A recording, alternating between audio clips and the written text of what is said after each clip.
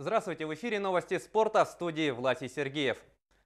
Фигуристка Загитова вернулась к нормальному тренировочному процессу после визита представителей антидопингового агентства. Об этом ТАСС рассказал президент Федерации фигурного катания на коньках России Александр Горшков. Напомню, вчера официальная тренировка россиянки была сорвана требованием допинг-офицеров сдать пробы. У Алины произвели забор крови, после чего было решено взять анализ мочи. Юная спортсменка перенервничала, в результате чего процедура затянулась более чем на 4 часа. Из-за этого фигуристка не смогла провести тренировку в понедельник. Алина Загитова является одной из претенденток на золотую медаль. Уже завтра спортсменка представит короткую программу.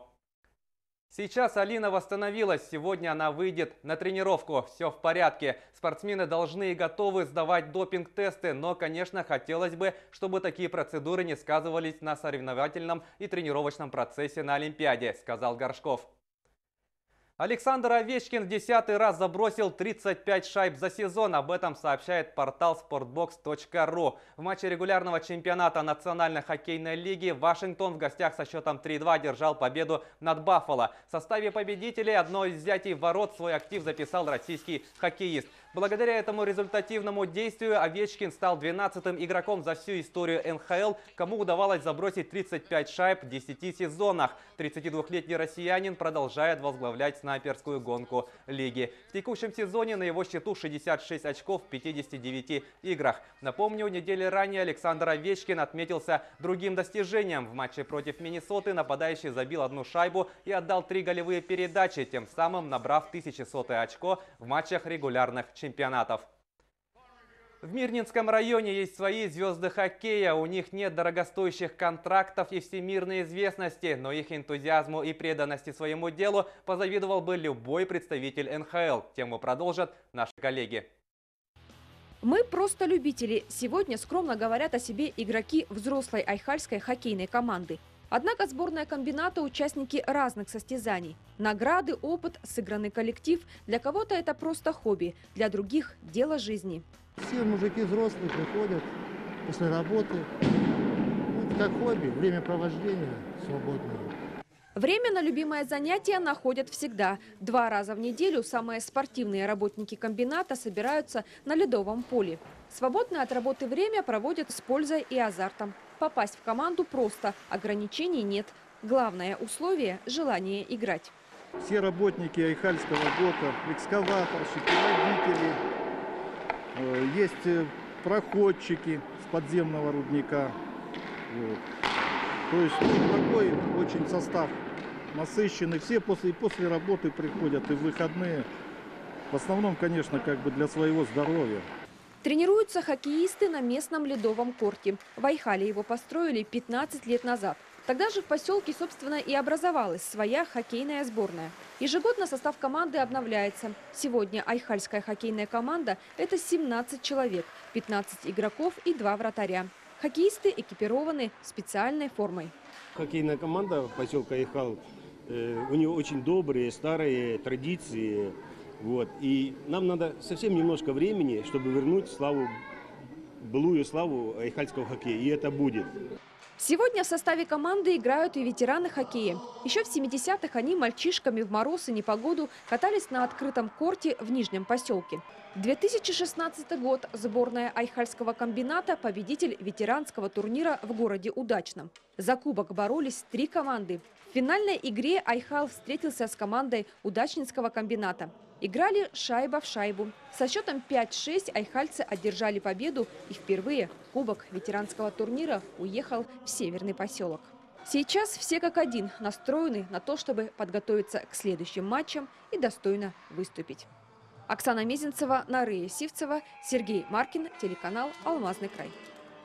Василий Стрекаловский вновь на первой ступени пьедестала. Якутянин досрочно выиграл все схватки и стал хозяином золота чемпионата России по вольной борьбе среди спортсменов с нарушением слуха. Об этом сообщает пресс-служба Федерации спортивной борьбы Республики. Соревнования проходили в городе Владимир. По его итогам якутские спортсмены имеют в активе 5 медалей разного достоинства. Единственную золотую медаль в копилку нашей команды принес победитель Сурдлимпийских игр 2017 года Василий Стрекаловский. Первые 2 первой схватке якутянин выиграл со счетом 10-0, а в полуфинале тушировал представителя Кабардино-Балкарии. Соперник якутянина по финалу ингуш Зураб Цычоев по состоянию здоровья на схватку не вышел. Таким образом, Василий Стрекаловский стал чемпионом страны, не отдав ни единого балла своим оппонентам. Посвящаю эту победу всему якутскому народу, тренеру, родителям, своей семье и всем, кто в меня верил, сказал двукратный чемпион России.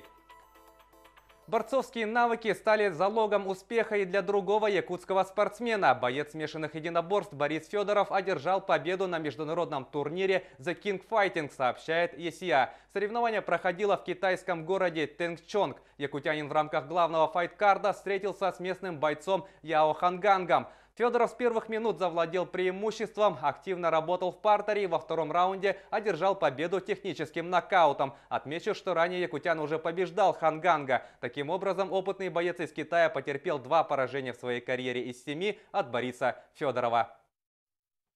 Ведущие силачи республики Владивостока, Хабаровска и Тынды соберутся в Якутске. В рамках 4-го зимнего фестиваля силовых видов спорта атлеты оспорят медали в ряде дисциплин. В программе соревнования по жиму лежа, становой тяге, силовому экстриму, армрестлингу и армлифтингу. Ожидается, что участие в фестивале примут порядка 500 человек. Особое внимание любителей спорта будет приковано к состязаниям по армспорту. Впервые в турнире по борьбе на руках будут включены категории юношей и женщин. Также дебютируют спортсмены с нарушением слуха. Отмечу, что традиционный фестиваль станет заключительным этапом подготовки сборной республики по армрестлингу перед ответственным выездом. Впервые за 6 лет якутские спортсмены выступят на чемпионате России, который состоится 22 марта в Москве. На этих соревнованиях Якутия будет представлена 9 спортсменами, в числе которых победители республиканских и всероссийских турниров. Планы наполеоновские. Хотим из 9 человек привезти 10 медалей. Все-таки долго этого ждали, 6 лет. Поэтому настрой очень боевой. Если честно, очень не хватало таких мероприятий, как чемпионат России, потому что, глядя на такие вот мероприятия, молодежь очень сильно подтягивается. Поэтому мы и хотим выступить очень хорошо, достойно, чтобы молодежь подтянулась и стимулировала развитие армрестлинга в республике. Это были новости спорта. Всего доброго!